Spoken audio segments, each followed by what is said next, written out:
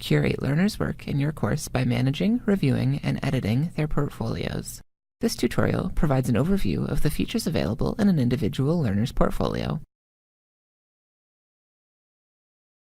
Note: before you begin, you can print pass cards to prepare the Portfolio mobile app for your entire class by clicking Print Class Pass Cards. From the Portfolio tool, navigate to the learner whose portfolio you would like to view, and click that portfolio. You can upload additional evidence into the learner's portfolio. To do so, click Add to Portfolio. Upload a file from your preferred local or online source. To return to the learner's portfolio, click Close. You can quickly share evidence with parents through Brightspace for Parents or Spotlight Evidence, which pins it to the top of the portfolio for all audiences. The teacher feedback and category icons will redirect you to the Evidence Details page.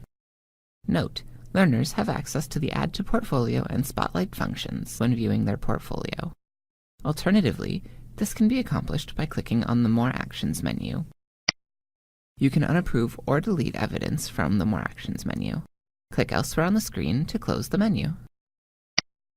Note: you can print or reprint an individual learner's pass card by clicking Print Pass Card. You can also filter the evidence in a portfolio using pre-existing categories. Click the Filter drop-down to view available categories. To dismiss the filters, click elsewhere on the screen to close the menu.